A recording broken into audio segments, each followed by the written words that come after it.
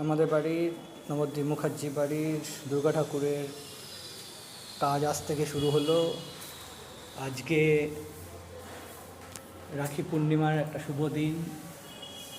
সেই দিন থেকে আমাদের পালমশাই আমাদের দুর্গার কাজ শুরু করলো।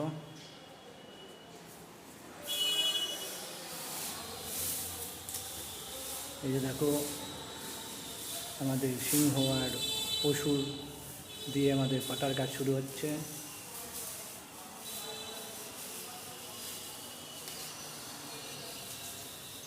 এটা আমাদের দুর্গা মণ্ডপ।